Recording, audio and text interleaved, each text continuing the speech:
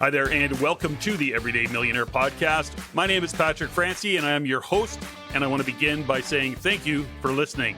On this show, I am having conversations with seemingly ordinary individuals who have achieved some amazing and extraordinary results in both their life and business. My intention is to inspire and help you learn and grow by having my guests share their journey of how they face and overcome their challenges, but also how they celebrate their many wins. And now, let's get on with this show and have a conversation with today's guest.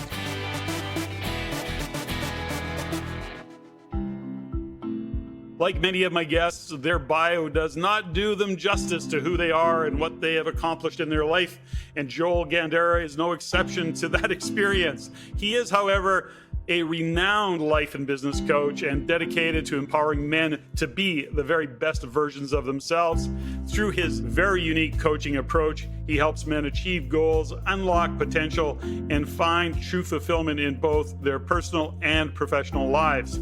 He has a wealth of experience and a definite passion for sharing his insights, and along the way, Joel has gained a reputation for guiding individuals in improving relationships, their career, their health, and their overall well-being. He is the author of 31 Days to Become a Better Man, and he joins me today in what will be an amazing conversation. Listen in, enjoy, let's get this show started.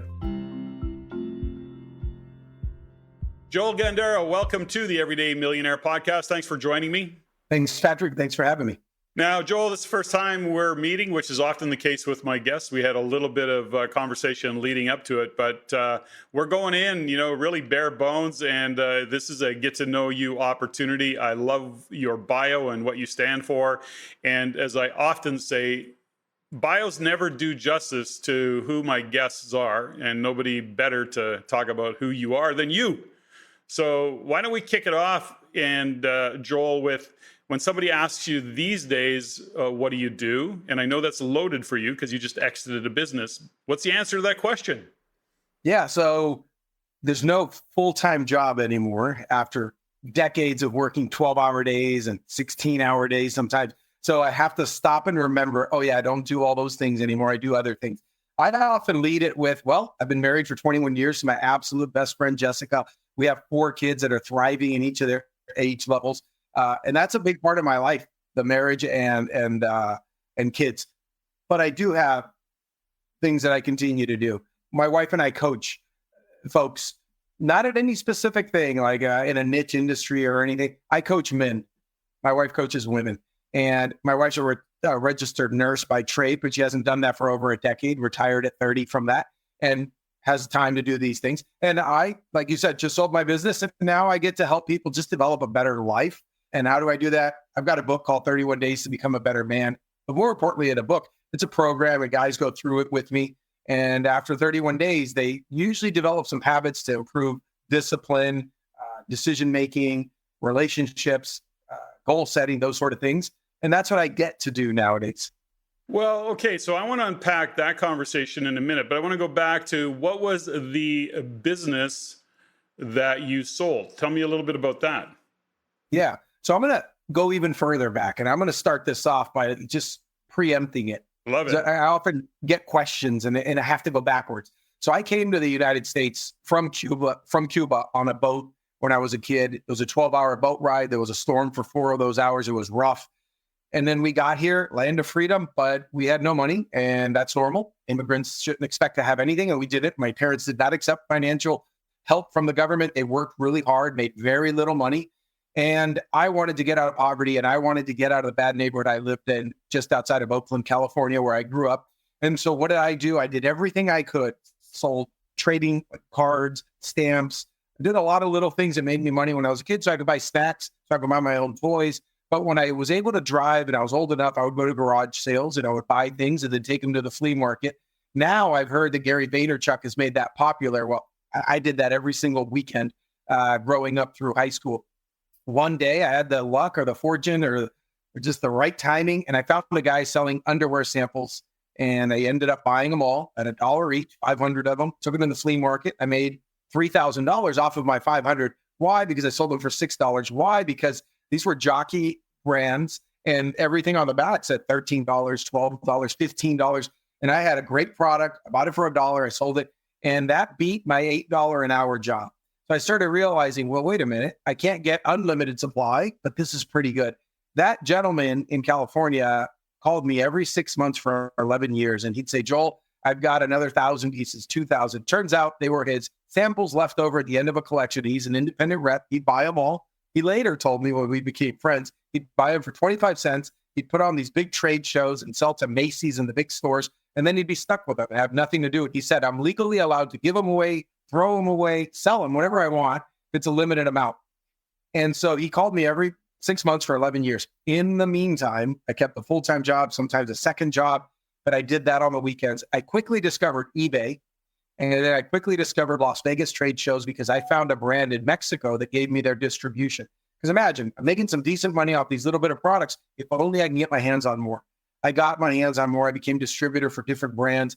Mind you, no coaching, no idea what I was doing. It was a disaster. I lost a lot of money sometimes because I didn't know what I was doing, but I figured it out. I tried to keep my losses small. Well, I acquired 14 competitors in the underwear and swimwear space over the years. I grew. I got it to 7-figure EBITDA. I had no partners. It was very comfortable. And toward the end, I got it to where I was working, believe it or not, 4 hours a week. And that happened for about 8 years, still making 7 figures. And that was very nice. But I got an opportunity in the last 6 months and I sold the business. And now I'm out of that. And that's where that gets us to today. Wow, what a great story. I'm led to a question that I often ask my guests. You're an entrepreneur. Is that, by nature or by nurture? So in other words, you started this journey very young. Was it what was the interest? So in other words, were your parents driving that bus? Were they kind of going, you need to do this? Were they entrepreneurs?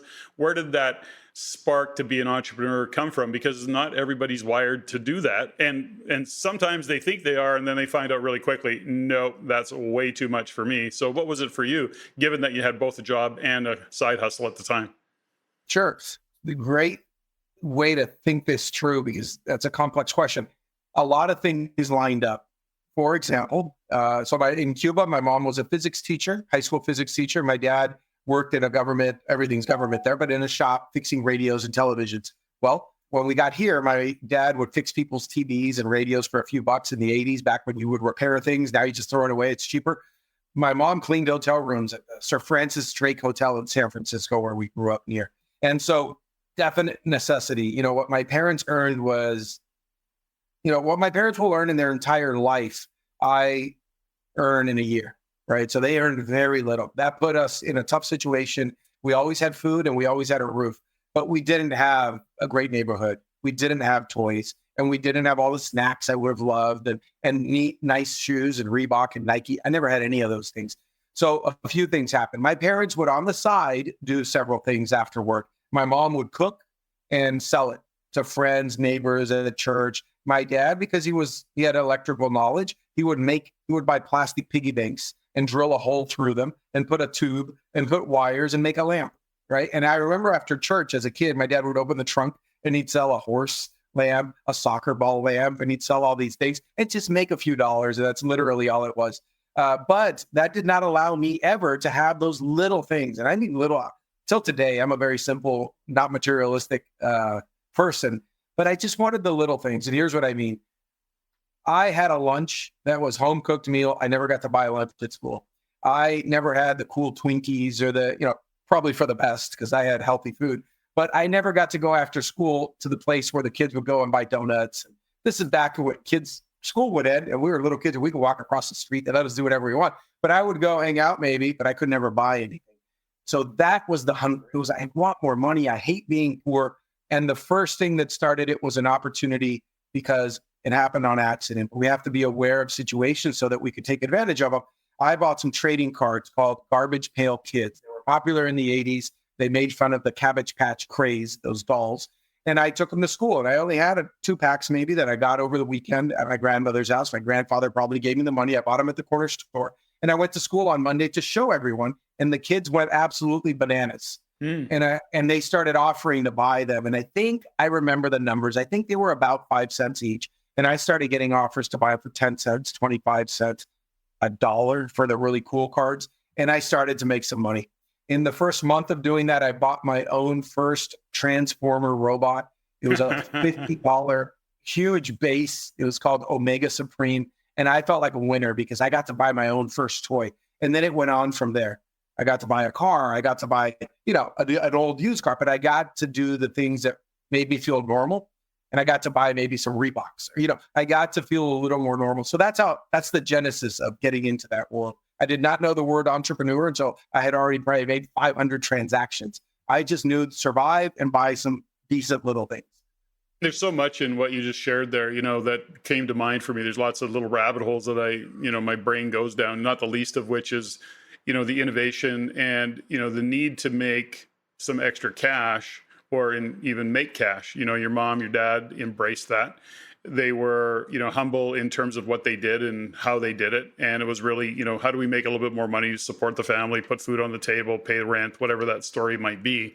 When I look at what's happening these days economically, when I look at what's happening, from a societal point of view, I can't help but think, what a lesson for your kids, at some point, I'm sure that has been passed on, given how you were brought up, we live those values, we teach those values. There's another part of this that is really interesting to me, which you shone a light on, which is, your why got to be about material kind of things. I want to, and I don't mean material as in I want a fancier car, or it was like, those are, you needed some foundational stuff and you wanted some toys, which is pretty foundational to being a kid, right? So the point around all this is what you got to in your languaging that you just shared, which was, I got to feel normal. That's a big why. Those are big drivers. And when you had that feeling of, hey, look what I did. Oh, look, I get to be somewhat normal because I have this toy or I have this thing or I achieve this result. Sometimes we overstep the actual driver of certain things that we do, which is that fundamental feeling of accomplishment, significance, making a difference, having what you set out to do. And I just don't want to step over that because it's interesting what drives people to do what they do.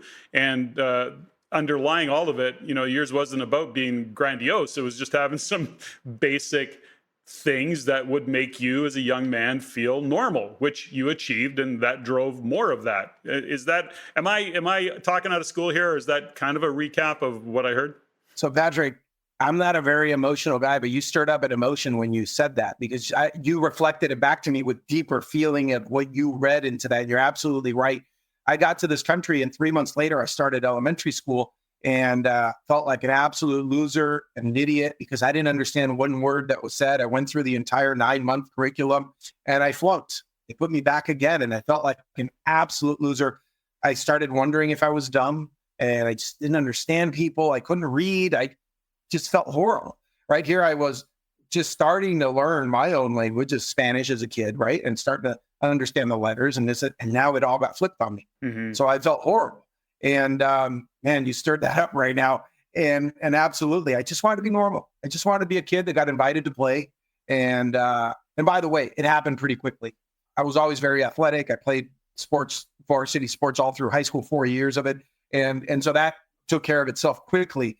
But, when you're a little kid, you just want to play in the playground and nobody's asking you to play because you can't speak to anybody. Mm-hmm. And when they say, hey, do you want to play? And all you hear is blah, blah, blah, blah, blah. And you're a little kid and can't even read body language yet. You just go, wow, nobody likes me. Nobody wants to talk to me. Yeah. So there's a little bit of that. And man, I appreciate you bringing that up because now you allow me to dig a little deeper. I'm always trying to learn.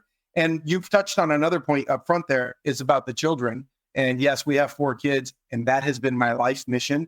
And this is not on autopilot. I try to live with intention in everything that I do. And one of my biggest jobs on this earth is the legacy I leave with my children. And to me, it's not about them remembering me. That's irrelevant. It's about the way they act and the way they live and the way they'll treat society and their children. And that's a big one for me. In fact, 2 months ago, I got hired by an awesome group, entrepreneurs organization, to give a talk on developing independent children. And some of those people that invited me to talk is because they know my family and they've seen what we've done. And that is the biggest fear for me is not letting everything I did and went through go in vain.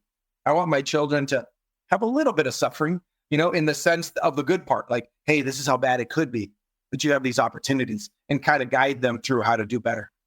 There's a guest that I had, I'll share this story with you. And it was really impactful for me. And a guest by the name of Mark Workington, who I happen to know. He's a good acquaintance, not a good friend, but a good acquaintance. And certainly when we get together, we have lots of laughs and share a beer or something. And he was a guest on the show. Now, he's a very accomplished lawyer and real estate investor and has done very, very well in his life. And his kids are, in that 18, 22-year-old kind of range. And, as we had this discussion and he was sharing a little bit of his history, he was raised by a pastor. So that gives you some idea of income level. His mom was a stay-at-home mom for 4 kids. So that gives you an idea of like a pastor's salary, raising 4 children, pretty humble beginnings.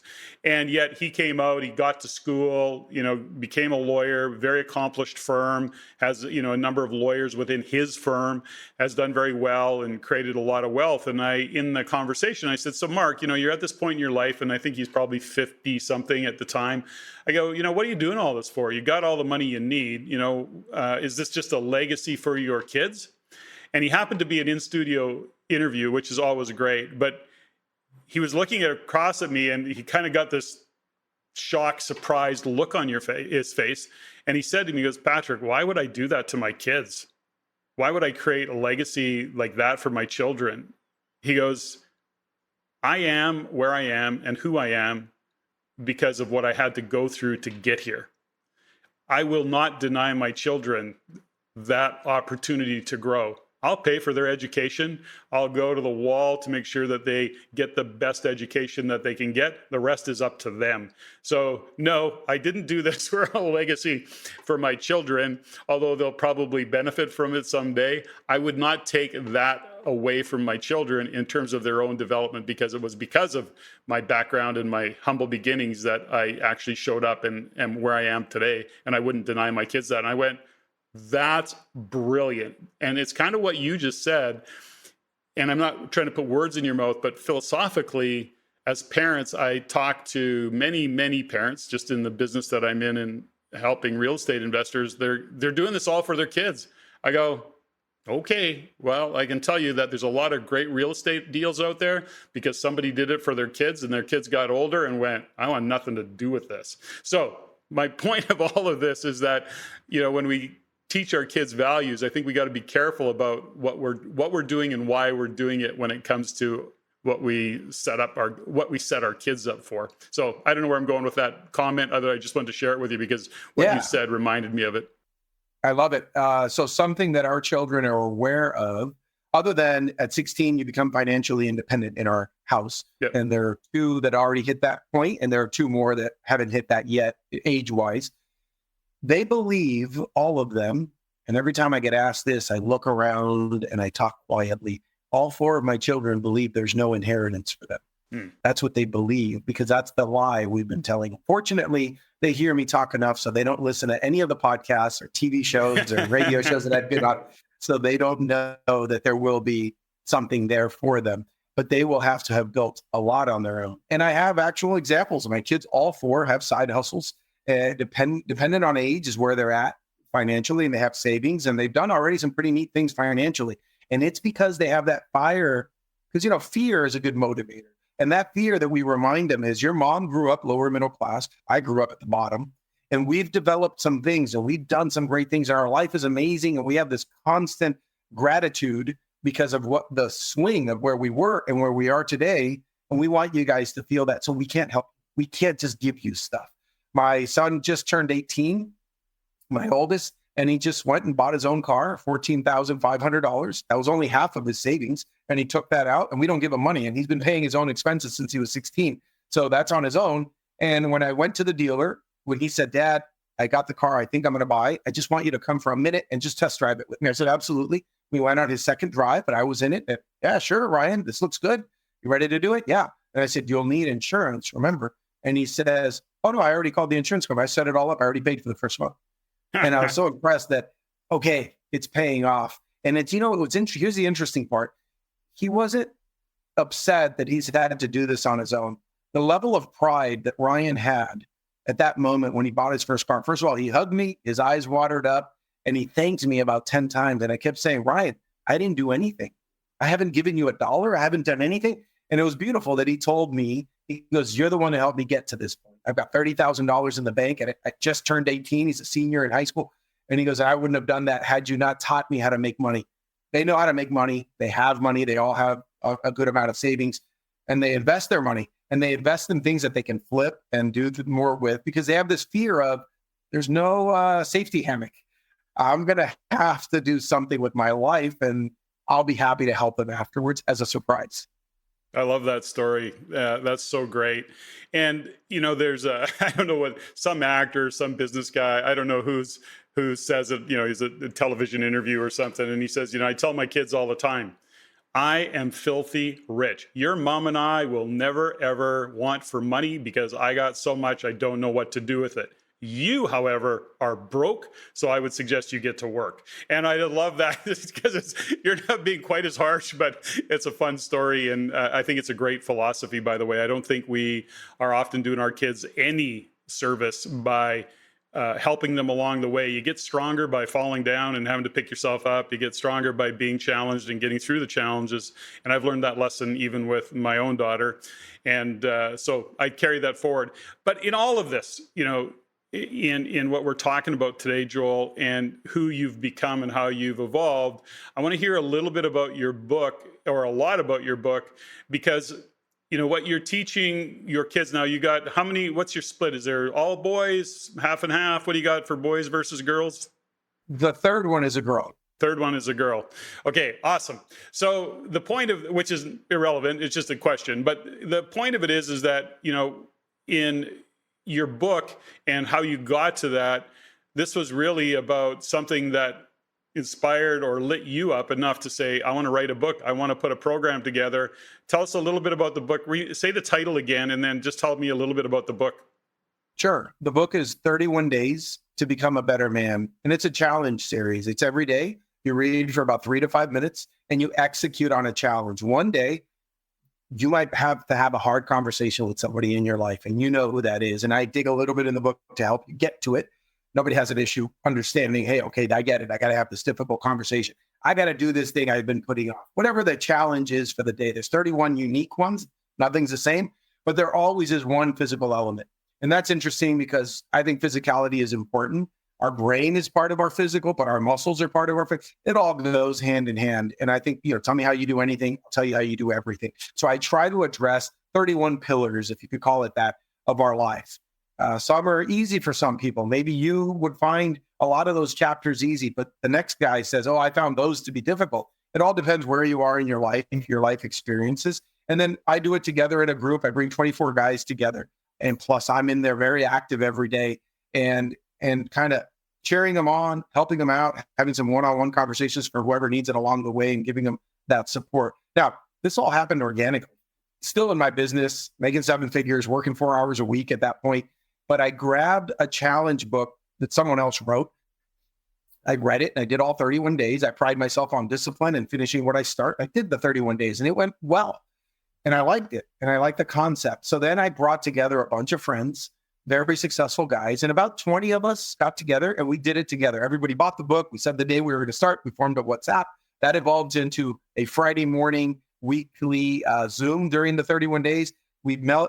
So guys later started telling me what worked. They said the level of accountability with 20 something guys together, cheering each other on and helping each other out. So there's that accountability, but then there's this massive camaraderie, this brotherhood that we formed. My shirt says brotherhood that I'm wearing right now because of that. And here's what happened. That first group were my friends. They're all very successful entrepreneurs. So what happened? They said, this actually changed my life, these 31 days. Let's do it again. And then they said to me, but Joel, you know what? You took on a role to really be supportive and help. Please charge.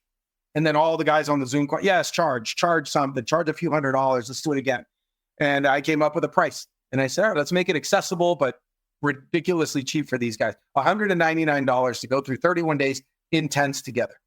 Well, we did the second class. Again, another awesome group of entrepreneurs, plus some of the guys from the first cohort. And the second class, a friend of mine, Kevin Thatcher, took that class and said, Joel, you changed my life because on the finance day, I found $50,000 that were leaking through the bucket in my business, a very successful business. And that's annual. And he showed me those financials and it's absolutely happened because we focused on finances one day, personal and business. Well, he said, Joel, you can't let this stop. And I go, okay, we'll keep doing classes. He said, no. You need to build a maintenance program. Now, I have ADHD, told to me by multiple psychologists. I move very quickly. By the end of the day, we had the name. It's called Brotherhood. By the end of the day, we had the logo designed. And by the end of the day, it was on the website and 14 guys signed up. So now, that was earlier in the year. It's been less than 8 months. We're at 64 guys on this ongoing path to, yes, having finished the 31 days, but now we're on this ongoing path where we bring amazing authors of, entrepreneurship books, self-development books. I've got Dr. Gary Chapman from the 5 Love Languages as one of my next speakers. I've got a Purple Heart recipient, Israel Del Toro, whose face got blown off in Afghanistan, as one of our next speakers. So we do all these amazing things. Now, around class 5, I finished my book because here's what happened. A lot of those guys that had done the class were my coaching clients over the years, and they would keep sharing in the class, in the Zooms and the WhatsApp. They'd say, I like the lesson in this book, but when you were coaching me, you taught it to me a different way, which works better than the book. And then they said that enough times and they started saying, why don't you write a book? I think you do it better than this. And I had a little bit of a moment of, who am I to write this book? And then I said, well, wait a minute. I came here on a boat. I grew up from poverty and I built a multi-million-dollar company, and maybe I can write a book. And I wrote it. And not that it's this massive exploding thing, maybe sold 1,000 copies in the first 6 months.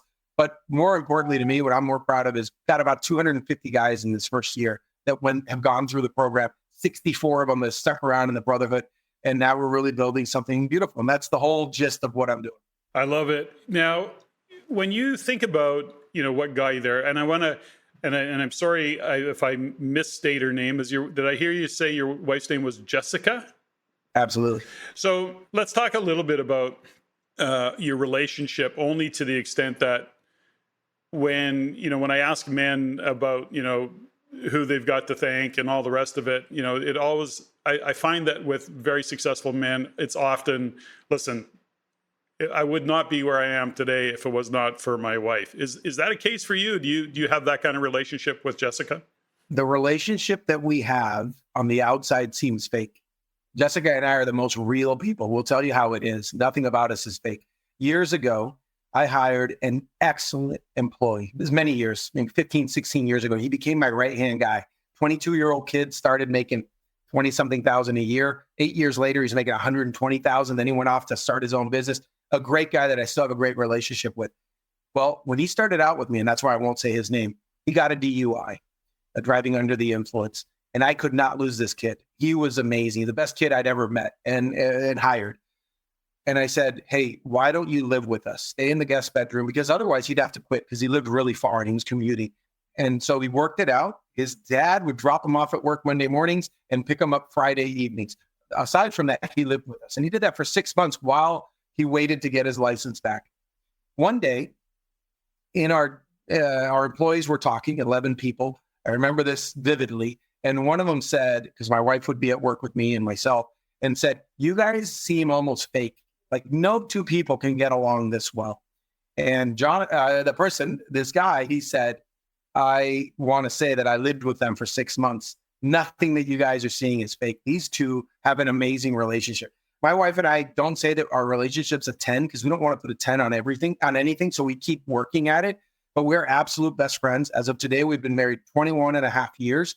We could probably count fights or arguments on one hand in 21 years with 4 kids, with businesses that have done very well, businesses that failed, all the ups and downs. 2008, I had 6 properties and the market crashed, we lost property.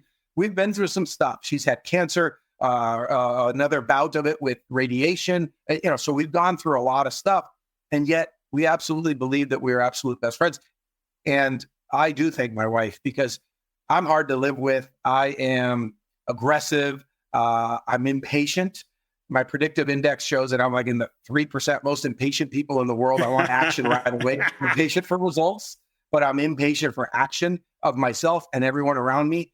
So I'm demanding, and man, she can handle all this so well. And we've done a lot of work. We've gone to a lot of retreats and we put them on, and I 100% agree that a good spouse, both ways, husband or wife, is part of the secret to the formula of success. And I am no exception. I got very fortunate there. I agree. And my wife and I have been together over 30 years, so I get it. There's a phrase that, and I'll say this, and I got to qualify it because it's the phrase is meant to be fun, but it actually is a true statement. And for men, there's a phrase that we joke about, which is called, if you want to get rich, marry a bitch.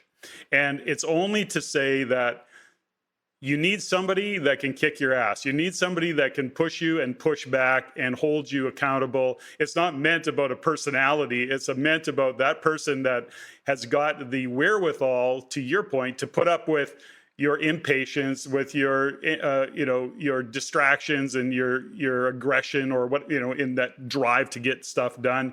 And you need somebody that has strong, like I often say, I'll joke with Stephanie, my wife, I'll say, it's a good thing as I'm as strong as I am, because nobody else could put up with you. And she'll say, yeah, and likewise, so it's like, it is really that friendship that we can joke about those things, because we know that we push each other, we drive each other, but we take a stand and we call each other out when we're not being true. And if we're missing a step, and these are all great conversations, I think. And so there's a part of me that when I see and hear a story like yours, Joel and Jessica, is at some point you've probably come to the realization, and or is what drove some of what you're doing, and that is a word around purpose.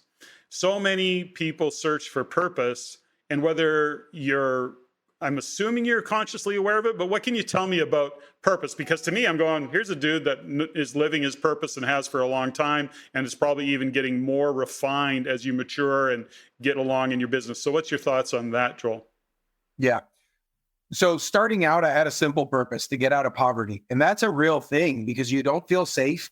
I went to a school that there was a lot of gang activity. I remember a friend flashing a firearm, showing it to me in his waistband in high school. I'd never shot a gun in my life, but I saw one right there, and that could have been ugly. And there were fights every day. And I remember feeling always unsafe. You look at a big gangster and he'd yell at you, "What are you looking at?" So it's real. Wanting to get out of poverty is legitimate, a good reason to motivate you and get you to so that was my purpose. I want to live in a safe neighborhood. I don't want to drive a car that breaks down all the time. I want to feel safe. That was my purpose. And then I'll tell you another thing that really helped me with my purpose. So I came to this country with nothing. And what I mean by nothing, I did come with a t-shirt, an underwear, pants, socks, and shoes. And that's all that I came with. I have that shirt that I wore on the boat sitting in my closet. And it's been there since I got to this country as a kid. And so all my shirts are lined up in one direction. So you see a side profile. But this one shirt, right when I walk into my closet, is facing me straight on. And that shirt is my purpose. Because see, I have a dozen first cousins that I've never met. I met them when I was little, but we left, and I don't remember them. It was many years ago.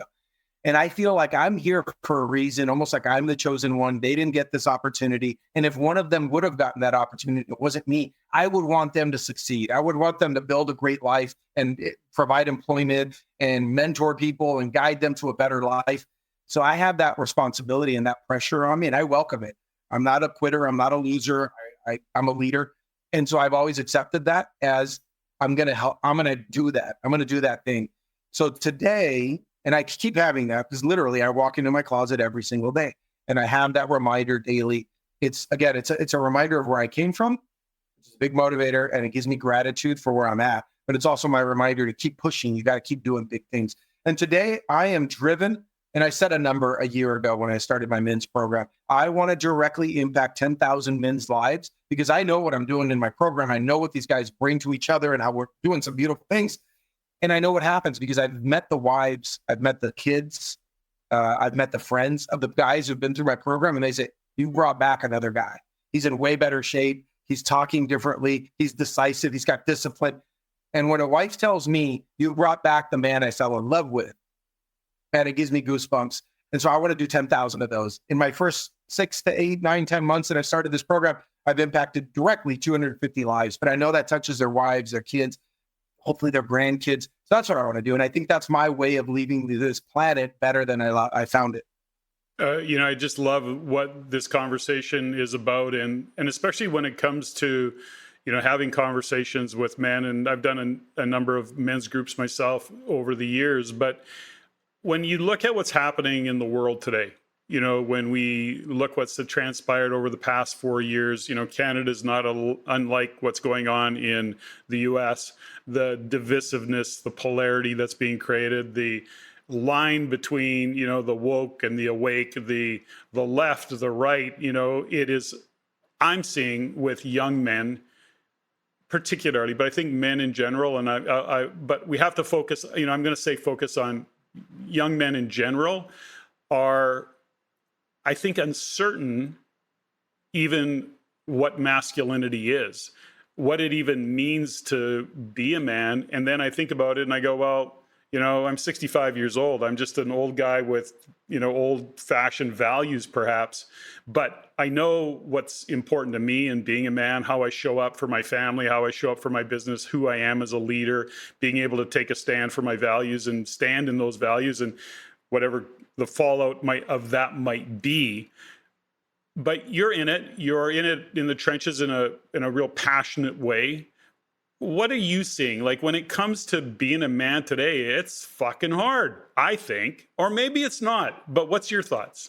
Absolutely. We're getting all these mixed signals of what's acceptable, what's not. It's almost like we're being taught that for a man to stand up to greet a woman, or a man to stand up to offer his chair, or a man to hold a woman's door open as she walks through, as if almost that's misogynistic and that's a bad thing. Mm-hmm. I can't disagree with that anymore. Now, someone believes that, go ahead.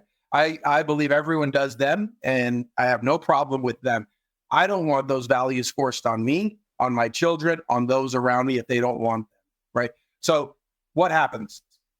We are eating processed foods that make us very weak. It lowers our energy and makes us dependent then on what? On pharmaceuticals.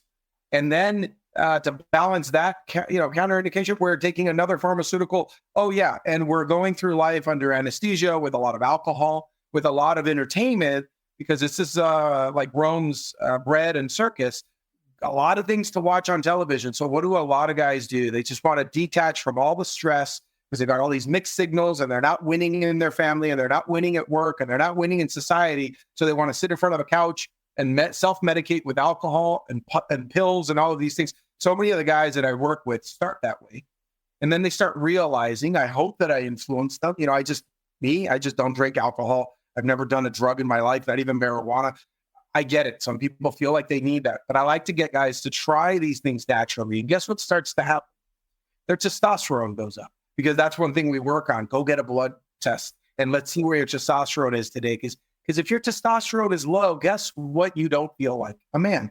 And your grip is weaker. Your voice might be different. Your way you show up with your shoulders back and your chest out. And I don't mean to be some jerk and push people around. I've never started a fight in my life. I would never recommend anyone do that or even tempt anyone to fight with you.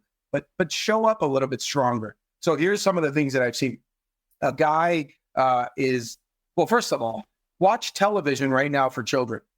And you're going to see what the dad is treated like. The dad is always the imbecile of the family. The dad's the dope that doesn't have any idea. It's the children that know more. So you think there's a disrespect problem in our society? Absolutely there is. And I'll tell you something. We had this conversation in our house today. And yes, I have a phenomenal family, 4 kids that are thriving and great. But we get the influences from the outside. We let one of our children, young, impressionable, hang out a little too much lately over this break that we've been on recently at school with some kids, some friends. And then we started the bad habits. We started seeing the bad habits. And what I mean by that is whenever I go up to any of my 4 children and hug and kiss them, they reciprocate, they hug me, they love me. And when we say, hey, can you come here? They always go, yeah, I'll be right there. And they come. But when those things start breaking down, I start realizing, it's these outside influences from those children that are being influenced by this society, by Disney Channel, by what, you name it. And then it starts coming in and we snip that in the butt. So right now we just made a change with one of our kids saying, you're going to limit this, this, and this now because of the behavior that we're seeing. We're not like that. We're different. We're special. You guys are always being told by everyone and everywhere we go that you guys are amazing. When our kids were little, they would sit at the table at a restaurant for an hour, 2 hours, and then they'd get up and we would always be commended by all the people around us. You have tremendous kids. That's because we show up in a certain way. If I lay on the couch and drink beer all the day and tell my kids I'm going to do something and I don't do it, guess what? I lose respect. But if I show up healthy and strong and the habits they see me do are train and eat right and jump in my ice bath every morning and they see me doing tough things to build myself up, then they're going to kind of fall in line. And I'm doing them a favor of showing, first of all, I believe I'm showing my daughter, and I date my kids every month. We rotate. We have one date I do, and then my wife does separately. So I'll go with my oldest on a date, then I go with my second. We do about 3 to 4 hours together. For my daughter, that's to show her what a man should treat her like, and how I should be respectful. And I should keep my back to the wall at a restaurant and watch the front door in case there's danger that could hurt her. I want to protect her. I should open the door for her. And my sons, I want them to see what a man is like on an intimate level where it's just him and I for 3, 4 hours. We go out to eat, we go out to walk, we go do something together. I think that's the importance of showing up properly. I can't adjust society, but I can impact myself, my children, and the people that I work with. You know, and I love all of what you've said. I totally align with it, Joel. And there's another side of it, which is interesting as well, which is something you said, is that don't force your values on me. Okay. I have my values, you have yours, and we don't have to share common values. I won't hang out with you. You won't hang out with me, but don't tell me my values are wrong. My values are my values. Yours are yours. We don't align. Go do your thing. Have a nice life. I'm not in that program. So that's one side of it. There's another side of it that's really interesting that you point out, and this is the case for adults, but it's imperative for kids.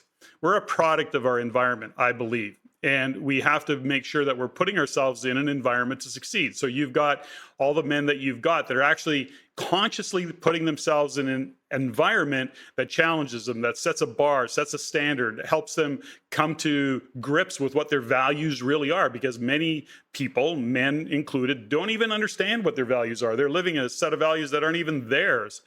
And then the part about the kids around the environment that you just, brought to light is, I'll just share a quick story, is friends of ours, very, very successful financially and great couple. And they got 2 kids, 2 boys that went to private schools, went to the same private school, by the way. And, and about 25 years old, they kind of went their own way. They did their own thing. One became a trades guy. Another went into business, and very, very engineer brain, very, very smart guy as well. They both are. But the difference in attitude between the engineer brain entrepreneur in business and the guy who works in the trades is night and day. The attitude, and there's a culture within trades, as you know, and this isn't making it wrong. It's just that we're a product of our environment. There's a way of being in a trade. There's the culture with whatever trade you happen to be in. There's a way of thinking about how you get paid or don't get paid, the job you should do, how many hours you should work and overtime. And it's just a way of being, right? It is a culture. And it is such a stark comparison to the other brother that's a totally, just in a different world in terms of making money and providing a service and being an entrepreneur. It's so stark, which is, to me, is just a confirmation that we are a product of our environment. So, but how would you explain if they grew up in the same environment that they both went 2 different directions? Well, that is a great question, isn't it? And I don't have the answer to that. I mean, when I don't know the intimate details of family, but they're both had the same opportunities. They both had the same parents. At some point, I guess personality comes into play, and how kids evolve and how young men evolve plays a part of that. And the parents are still very active in their lives. They respect the kids where they are, and they're both good kids. And I call them kids. I mean, they're 30 some years old now. But the point is, everybody's a kid to me these days. But the point is that it really shines a light on how conscious we got to be of the environment we're bringing our kids in. And when we look at what's happening within the school system and what's happening around the teachers setting the bar, or the school system, for example, setting the bar for what our kids know and believe.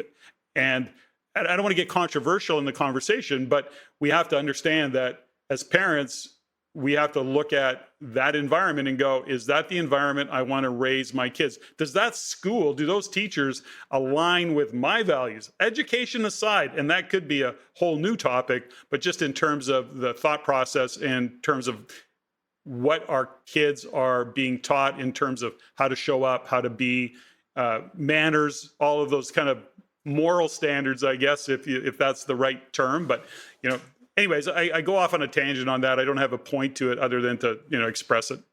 No, and that's fantastic. I love those. Those are the types of things my wife and I focus on so much. And I think it was Mark Twain, and I think he said something to the effect of, I've never let formal schooling get in the way of my education. Formal schooling is fantastic. And there's so many important things to learn, like basic math. Now, high level math for the majority of folks is not necessary, I believe, but I would rather my kids learn a class on ethics and a class on proper behavior. So what have we done? We've put them in those classes on our own. It's not part of the school system, but my kids know how to ask a girl to dance. They know how to cut food properly and which forks to use for what. And they do this since they're little. And we encourage things. We gamify everything as much as we can. Our kids go to bed at 8 when they're little. They're very little. And if you want to stay up till 8:30, you have to pass that class. And it's like a week long or 2 weeks or whatever it is. And, once a week for a couple months. And we do those sort of reward things. And then you know it and you see it that, I value those things. So I love the fact, and I get honored and a little embarrassed sometimes when we're in a big group and someone will set it aside and say, hey, I just want to point out that I went to Joel's house and all 4 of his kids stood up to greet me at the door. And they all made eye contact and they said, hi, I'm Austin. How are you? Nice to meet you. Things like that. I love that. And I think that helps build relationships later. Just like all of our kids have written handwritten notes and put them in the mail to thank somebody for a gift or for something. Look, I bought 14 companies before I sold mine. And my biggest secret to success and my biggest secret to building those relationships, 13 of those businesses were not for sale. One was, and I bought it because it was listed with a broker and all that. The other ones were relationships that I built for many years. And a lot of those relationships, I started with a handwritten note to a stranger who was a competitor of mine. But that led to a phone call saying, hey, I just want to thank you. I've never gotten a note like that before. It was very impactful. Let's get to know each other. And then 10 years later, I bought their business, or 8 years or 5, or sometimes a few months later, depending on the situation. You can't force it. But I find a lot more value in building relationships and treating people right. But I don't see that with children today. I see the stark contrast in my bubble. I think all kids are like that because my 4 are that way and we're building them toward that.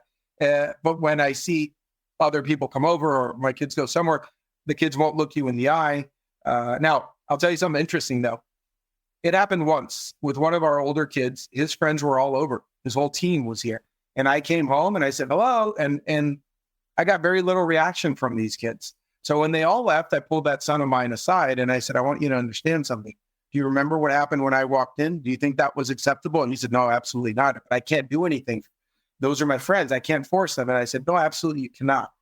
But I'll tell you what, if they want to come into my house again, they're going to greet me when I walk in. And when I greet them, they're going to come and greet me.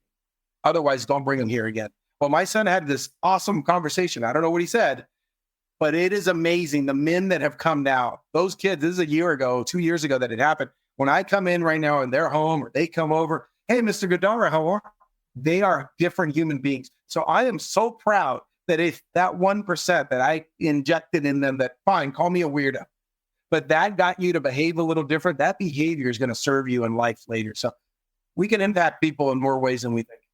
Well, I think what's interesting about all of it, and to me, it's all interesting, but I mean, there's a fundamental is that, you're working with men now in your program, that you're seeing the gaps that get created and the trajectory that gets set as a young man. And it's so important to know as parents, and I know parents do the best they know how, and they got all the things, they got their own shit going on, parents have had their own trauma and their own stuff going on. So everybody's always doing the best they can. But ultimately, when we get really conscious about it, and you look at some of the men that are sharing their insights with you, you realize and you recognize the trauma that changes and shifts lives and that men have to deal with it later on. And yes, it can be said for women, by the way, but just happens to be a conversation around a men's group that you've put together. I share a story, something I learned many years ago, and you're probably aware of this, and I share it because it's kind of relevant and I think it's important, is, I often have asked this question of couples, which is, where do you think your son learns how to treat a woman? And their answer generally is from their dad. And I go, actually, that's not the case. They'll learn the standard from their dad, but they'll learn, if it's acceptable, from mom. And it is young boys learn how to treat women from their mom. And they learn it because what does dad do that mom is okay with? And what does dad do that mom goes, don't be doing that? And they see that, they sense it. So if it's okay with mom, and it's one of the reasons, and I'm not a psychologist, I've just had a little bit of a, foray into the conversations over the years, which is psychologically, it's one of the reasons that kids, or men of abusive relationships are abusive themselves, because in their world, dad beat up mom or was abusive emotionally, mentally, whatever that might be. And mom stuck around. So it was okay. She didn't take a stand and say, you treat me like that again, I'm gone. Right. And then actually follow through on it. So it's all a long-winded way to say there's all these nuances that we have as parents. There's a lot of responsibility and a lot of things to pay attention to. And, it's these little things that go, oh, crap, I never thought of that. Yeah, it is actually the way a woman responds to her husband that teaches a young man how to be treated, and vice versa with your girls. That's a fantastic perspective, Gandara. I never thought of that. That's a great one. Yeah. Something about parents having trauma. We all have traumas. But I conversations like this, and you hope that people who have those traumas are having conversations like this, develops different ways of seeing things and hopefully a plan of action to improve the performance in our lives. But sure, we may have traumas, but we didn't choose, those children did not choose to be born. So we have to go out of our way to work on ourselves and to show up better, because it's not acceptable because it was done to me that I'm going to do it to the next one. That's not acceptable. What if every day they hit this kid with a hammer over the head? Should that kid go hammer 10 people over the head? Absolutely not. We got to stop it somewhere. When we're not aware of our performance and we're just living through life in an anesthetic coma, sure, I can forgive that, I guess. But the moment we go, wait a minute, this is how I was brought up, and I'm now aware of what I'm doing, from that day on, it's your fault. Anything you do bad to that kid or to that wife or to whoever, that's your fault, because you're aware now. You're right. Another thing, and this may be controversial, and I'll start it by saying, I absolutely love women. I think they're the greatest thing on this world. I love my wife, love my mom, my daughter. I love women. They're beautiful. They're soft. They're nice. They're better people in so many ways. But something happens for little boys in school. When a little boy's in school, he doesn't see his dad too much, because oftentimes the dad is away at work all day. And the mom might be home when he gets home or shortly thereafter and spend a little more time with that little boy. But in school, for the most part, all he sees are women teachers. So these little boys oftentimes are rewarded with that cookie or that A or the sticker or the pat on the back from a woman. So they get taught to just please a woman, just make that woman happy, tell her whatever she wants to hear, lie to her. And I think that's a bad example. See, hundreds of years ago, when the boy gets to a certain age, he's going to go work with his dad and his grandfather in the field, with the horses, with the ironwork, with the woodwork. And he's going to learn how men act. And then he's going to learn to please his mom when he's home and his father when he's working with his father. But I think we get a little bit of a one-sided approach. And I'm seeing sometimes that impact, because when I tell some of these guys, when I'm seeing the way they're living their life and I mention that to them, they go, you know what? I think you hit the nail on the head. I always wanted to please all my teachers, and they were women. I always wanted to please my mom. And then they're not living this genuine life, which, by the way, doesn't help anyone. Because you tell someone, yes, you look fantastic in those, but you're lying to them. You're not serving anybody. I believe being clear is being kind and having better conversations when we can really relate with each other better, rather than just, I'm going to please everyone, but I'm not going to please myself. That's not good. I think you take care of yourself and you respect others and you take care of others. So there's my controversy for the day. I love it. I love it. There's an interesting part of this conversation that I'd like to kind of shine a light on, if we can, which is, I don't know quite where I want to go with it, but, when you're working with men and they're having these discoveries, I would, I guess, first ask you, when you consider who you are today, Joel, there's a part of you which is, that's just, these are my characteristics. This is the way I am. This is kind of what drives me. How much time do you really, that's probably the wrong question. Do you actually intentionally, consciously reflect, review, say, how did I do today? How am I showing up? Am I being the man I want to be? Am I being the husband, the father, the leader that I want to be? Are you in a self-assessment mode on a fairly regular, frequent? What is it for you? Do you intentionally kind of define yourself? Yeah, it's because my wife could verify this. It's become my default to debrief on situations, even internally, but even with my wife and my kids. We went through something. Hey, how did that work out? I did it with my employees all the time. We finished the project or we're halfway through or whatever. Let's debrief. What worked? What didn't? How can I improve? What can I do better? I'll have a conversation with my kids on something, and we'll go up to bed that night, and I'll tell my wife, what do you think? How'd I do? What do you think about when I said this? And what do you think about that? What could I have said better? And she gives me that feedback. I think one of the secrets is, I'm sure with Stephanie, you can agree with this. With Jessica, I definitely believe it. It's communication. There is nothing that we cannot talk about. And we feel so comfortable talking about everything because we've had all the hard conversations. We'll continue to have them when they come up. So I can say, hey, I don't know if I did very well on that thing, whatever it is. And, I review my day. You can tell a lot about a person by looking at their calendar and their bank account, right? And I look at those things regularly. I review my finances. I know where the money's going. I know where I'm investing. I know if I misspend on something, which is rare. But so I'm reviewing that. I also review my calendar. I look at my calendar probably 20 times a day. I have nothing in my brain. I don't know what I have to do after this. But as soon as we finish, I'm going to look at my calendar. And that's the next thing I have to do. So what happens at the end of the day? I review my day. I see everything that I did. There's a lot of intentionality there. I'm not just running from meeting to meeting. I'm reviewing, that went well. And this thing did this. And I also, I'm a little bit strange. I keep Google Docs. I keep Google Sheets on things that no one will ever see. These are my thoughts on a subject. If I have a good idea and I go, that's an interesting thought, I'd like to think more about that, but today's not the time because I don't have these other elements yet.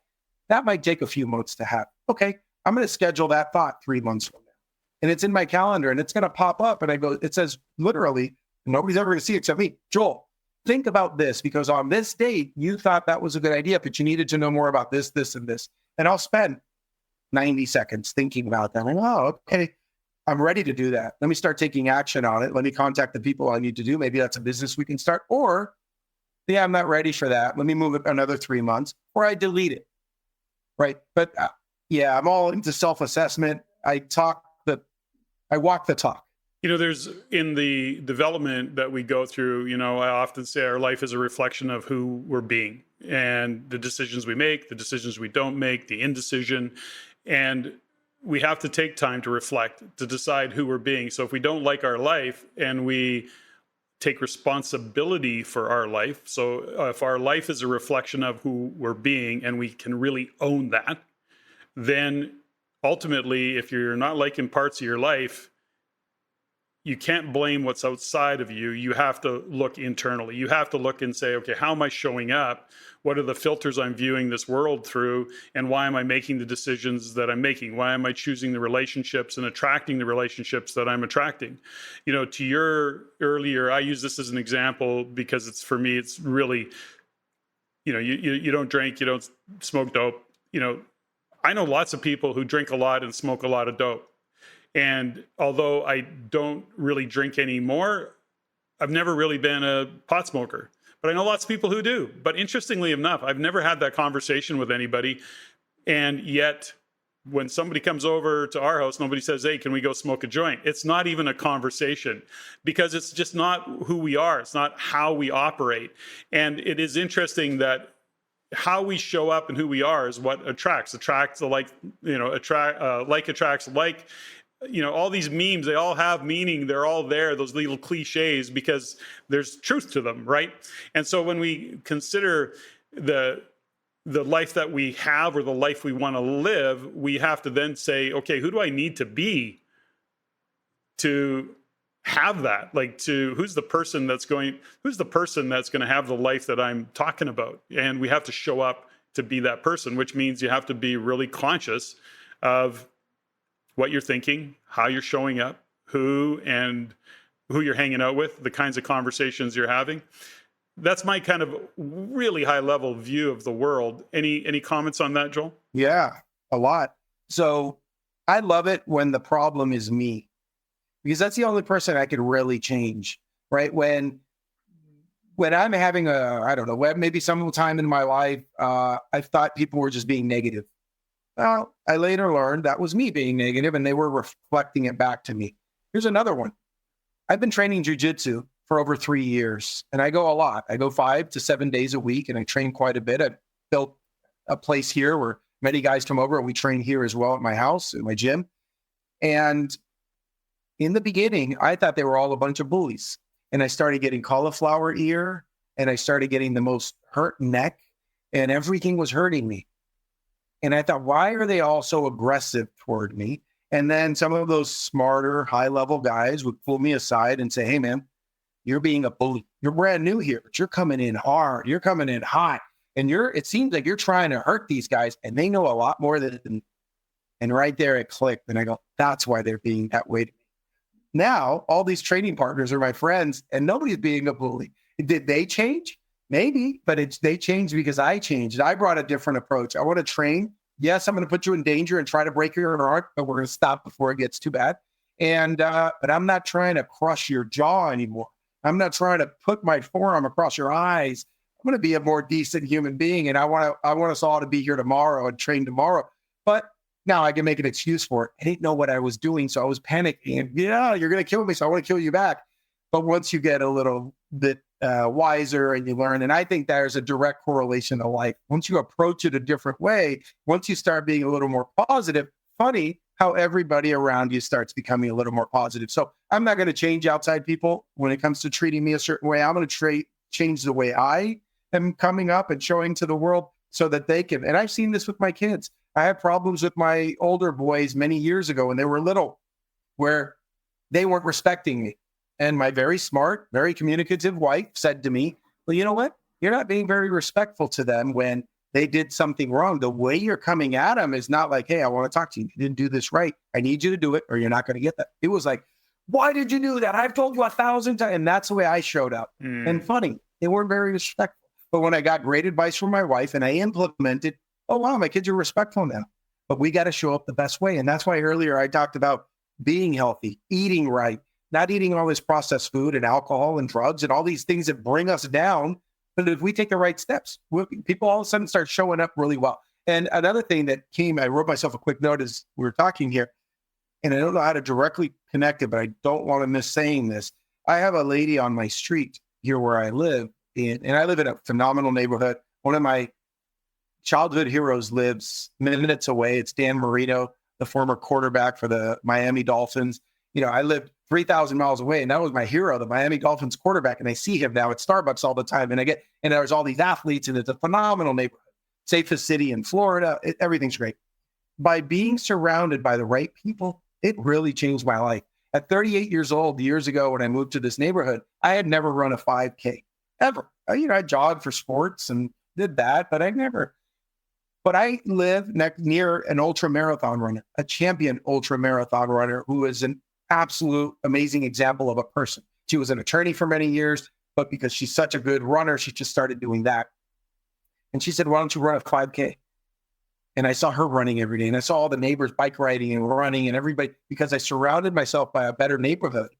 The caliber of people brought me to another level. Well, within a few short years, I ran an ultra marathon. At 38 years old, I had never even run a 5K. It was a punishment to run, but it became a norm because I started surrounding myself with higher level people. That goes back to what we talked about earlier, which is we become a bit of a product of our environment. And if we put ourselves in the right environment, we become a reflection of that environment. There's a phrase, that as you're speaking, it always comes up for me, and I use it often, Wayne Dyer quote, which is, when you change the way you look at things, the things you look at change. And I think it can't be overused, and it's always a good reminder. Stephanie and I themed 2024 as clarity equals velocity. And, the point of that statement was understanding that the clearer we are, the less stickiness there is, the less running around in muck. But clarity, at the highest level, clarity equals velocity is, just a high level comment. When you start to break it down, you start to realize it's clarity in relationships. It's clarity in the direction, the vision that we want to have in our life, the clarity of what our values are, the clarity of the stands that we're going to take, the clarity of how we're going to treat people. This is clarity equals velocity. And the clearer we are, which means you have to be thoughtful. You have to have little habits like you've got, which is making notes to yourself. I journal on a regular basis. I sit down and I do a lot of journaling. My notepad, it's electronic, but that's because it carries a lot of notes, and because I'm journaling a lot, I'm really it's the way I know I am is I get really in my head about stuff. And the way for me to kind of clear the clutter in my brain is to release it, which is to get it out in front of me where I can see it and have it make sense.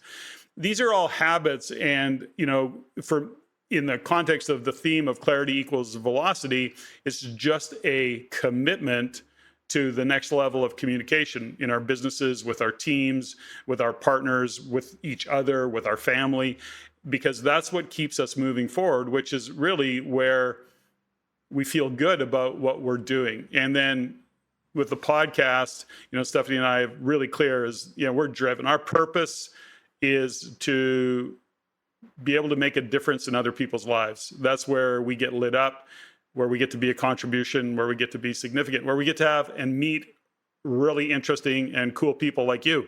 And I love that part of it. So I go on a bit of a tangent, but I wanted to share that because I love these conversations, and especially with what you've got going on in terms of your men's group, how you yourself are living it and evolve. You're a work in progress, like the rest of your men.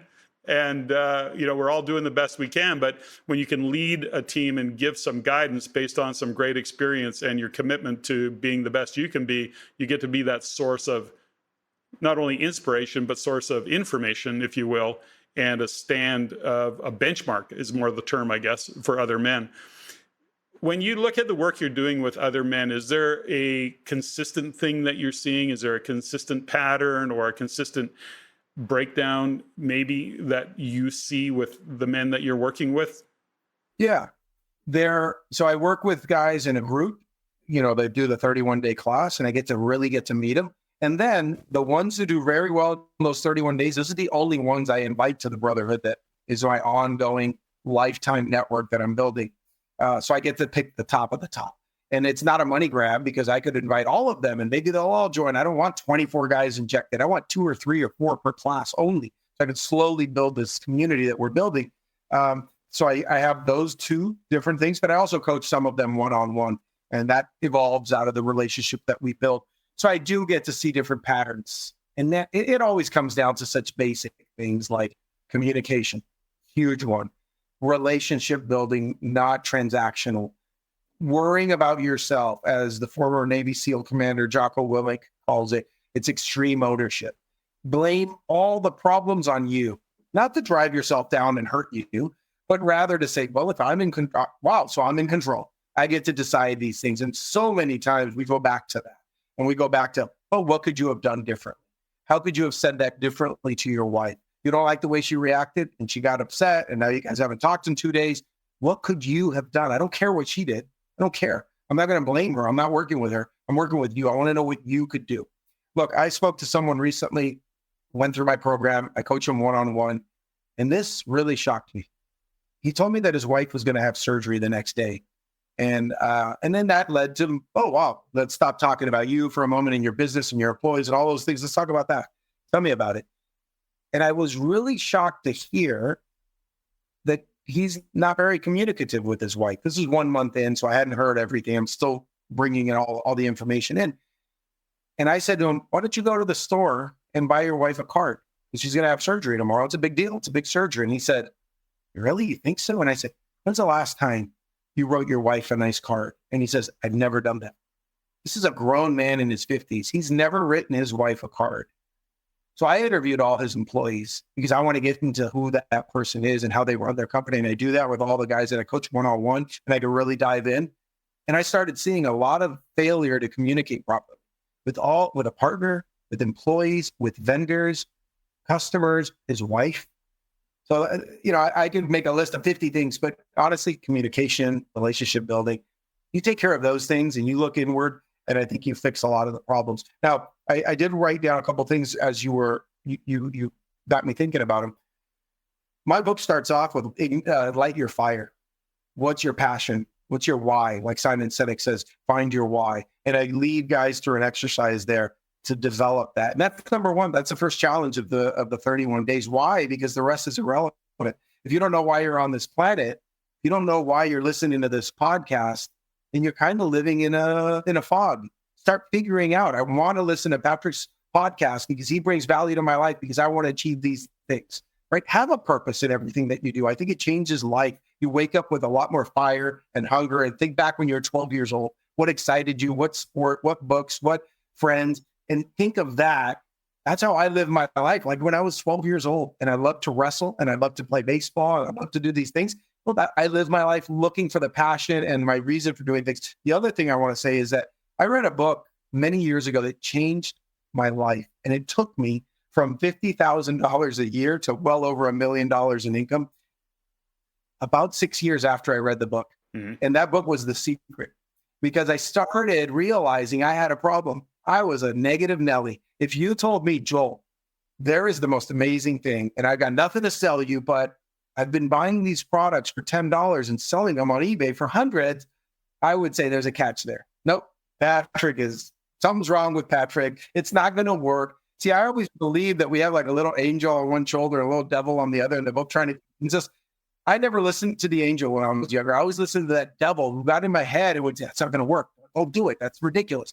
And then after I read that book, it took me 3 days to read it. And then it took me 3 days to start implementing everything. My life changed. Every time somebody would say, hey, so-and-so's got a good idea on a business, I'd say, introduce me to him. I want to have coffee with him. And an employee would come, I didn't even have an employee at that time, but later it benefited because I'd accept all ideas. I'd listen to people and I'd test things out. And like I said, it took me from $50,000 a year income to well over $1 million in about 6 years. Wow. From living that life of like, yeah, let's listen to it. Let's be open-minded. Great story. Love that. You know, there's only because you brought it up, I think Jocko Willink, his book, Extreme Ownership, is a must read for anybody. I think that book, I read it when it first came out a few years ago, and it really was. It changed so many things for me in terms of the responsibility that I take and how I hold myself accountable for the results. So I always look at it and go, okay, you know, if I'm not happy with what's going on, where was I the source of the problem and what do I need to change? So I love that book, by the way. And Can I tell you a story about Jocko? Sure. Remember I said I was in the underwear industry for over 20 years? Yeah. And I bought 14 companies. Well, there was a company in the 90s called Jocko. It was an underwear company in Los Angeles. And the branding was very off-brand of a Navy SEAL commander. It was just this weird kind of underwear. But because I was in that industry, I became friends with the owner in Los Angeles. And as I was buying up brands of underwear and looking for more and filling my pipeline, building relationships, I saw that brand Jocko wasn't around anymore. And I went to the website, jocko.com. It was dead. And so I reached out to him. I didn't have his number anymore. I called a few contacts. They gave me his number. I called them and I said, hey, Michael, I don't see your brand up. I don't see what's going on. And he said, I retired. And I said, yeah, great. But did you sell the business? He said, oh, God, no. I just retired. I closed it down. And I said, who owns the website, jocko.com? He says, I do, but there's nothing on it. And I said, Michael, I'll give you X amount of thousands today, and I'll give you 10% of sales if you want to sell me your brand. And he said, let's do it right now. So I bought it. And within a year later, I sold jocko.com to Jocko Willink, and I've gotten to build a phenomenal relationship with him. Yeah, that's awesome. And so here's how it happened. I wrote to Echelon Front, his consulting company, and I got an instant reply from Jamie Cochran, who's the COO of the company, phenomenal woman. And she said, you know, the typical negotiations, well, we understand that, but we own Jocko Fuel, Jocko Podcast, Jocko this, Jocko Books, everything. Jocko's a very successful guy, black belt in jiu-jitsu, Navy, commander of SEAL teams, and Battle of Ramadi, that book talks about extreme ownership. They killed over 500 insurgents, his team. He's seen it all. He's a New York Times bestseller multiple times. He owns a clothing brand made in America, Origin clothing brand, many successes. And she said, we don't really need Jocko.com. Yeah, right. They don't need it. It's the best name for him to own. And they said, what do you have in mind? And so I said, here's what I want. I want to spend a day with Jocko, and I'll fly myself out to San Diego, my wife and I, to spend a day with him. I want to work out with him, and I want him to become my coach. I want access to him where I could call him whenever I need something. Oh, and financially, I'd like $1. And Jamie said, that's amazing. And I said, and the contract has to be written by you guys, but it has to fit within one page. Because I don't want some wordy, crazy contract. I'm never going to sue anyone. They're going to sue me. And so Jocko wrote me and said, Joel, I can't believe you're doing this for $1. Come fly out to San Diego, spend a day with me. We're going to go to dinner. We're going to train jiu-jitsu. We're going to come visit my podcast studio. We spent 3 hours in his podcast studio. He signed every book he's ever written. I needed a suitcase to bring all those back with me. And now I get to call him on the phone and ask him questions or text him or email him. And I got to build a phenomenal relationship. Fortunately, I did not need the money because he later told me I would have probably given you 300,000 for the website. And I said, Jocko, I don't want your money. I want the connection to you and the ability to call you and ask you some questions whenever in my life I need it. And I don't ask all the time, but I get on the phone with them maybe every 6 to 12 months and have a chat when they need something. Yep. And just a story about, since we mentioned Jocko. And so in my book, I mentioned extreme ownership. I make everybody who goes to the program read it, or I encourage them. And I make all my one-on-one coaching clients read that book, because there we have a reference point of no, extreme ownership. So whoever hasn't read it. And the audio version is phenomenal. It's great. I love the audio version of it as well. Love that story. Great story, by the way. So thanks for sharing it. So listen, Joel, as we wind down, you've been very generous with your time. I appreciate that. I like to kind of wind it up with, I would call it some rapid fire questions that are rarely rapid, but we ask them anyways, just to have a little bit of fun. And are you ready for a few? Ready to go. Okay, well, we'll warm you up. It'll be real easy. Are you Apple or Android? Android. Android. Are you kidding me right now? Oh my gosh. Okay.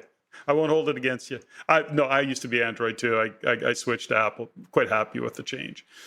So that means your PC? Yep. Wow. I don't know. That's pretty profound. Got it.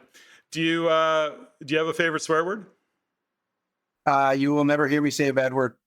Oh, you're one of those guys. I think that... But I don't mind when others cuss. They can go ahead and do it. I was told a long time ago by I have different versions of guests on the show, and they're like, some like you going, no, not really. I don't swear. I go, what the hell? I'll take that back.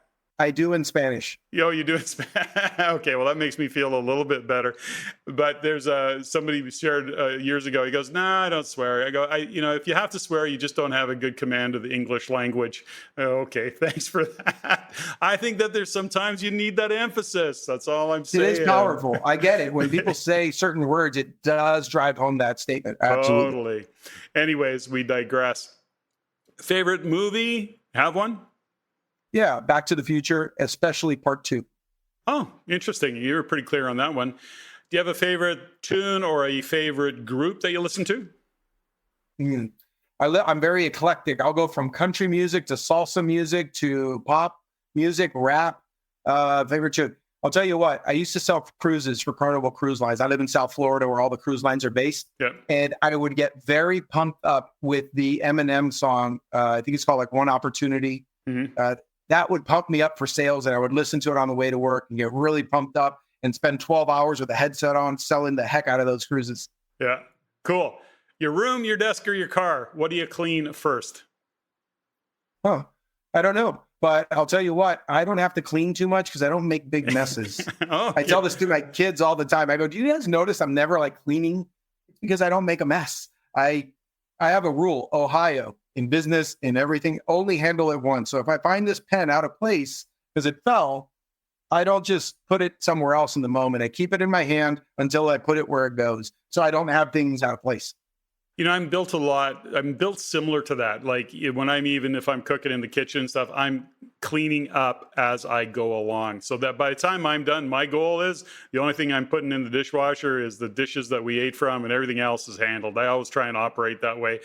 Stephanie, on the other hand, she is an amazing cook, but she blows stuff up, and I always laugh about it. Although we've had some funny discussions about it over the years. If God exists, what do you want to hear him say or her say when you get to the gates? Oh boy, that I did. I got as close as almost humanly possible to my potential, because I think that's the worst thing, that we're given these rewards, these amazing opportunities, and if we let them go, to me, that's a sign of failure. And the sign of success is that, man, I did everything I could within my capabilities. I'm not going to become an NBA basketball player. I'm not tall enough. I'm not young enough. I don't have all those skills. So that's not expected of me. But man, I could be a heck of a father. I could be a heck of a leader. I could be a heck of a husband. I could be a good businessman. So I try to be the best at each one of those. And if that God says to me, you did well, good job with what you were given, you did really well. That's it. Love it. And last question, Joel, what are you grateful for today? Oh man.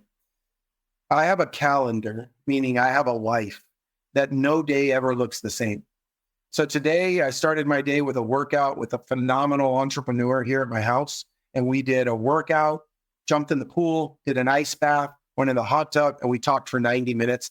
And it was beautiful. I get to get into his head and his life and all these things. And then I went and cleared land with my cousin. I was on his land, cut down a bunch of things because we're going to put up a fence, and I got to swing an axe and chip wood.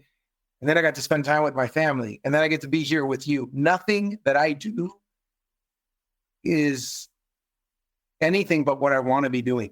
I don't want to be anywhere right now, Patrick, other than talking to you. When we're done, I know what I'm going to be doing next, and that's exactly what I want to do. That's what I'm grateful for, that I live a life that's exactly how I want it to be. Beautiful.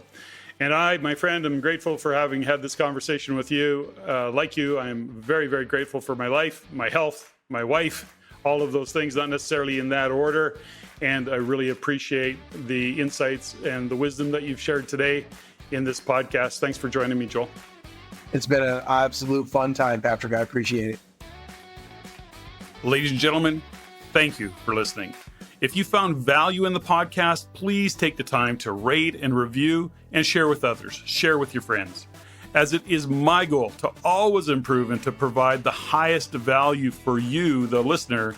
If you have any comments, suggestions, or questions you'd like answered, please email me at ceo@reincanada.com. That's ceo@reincanada.com. I look forward to hearing from you. And until next time, Patrick out.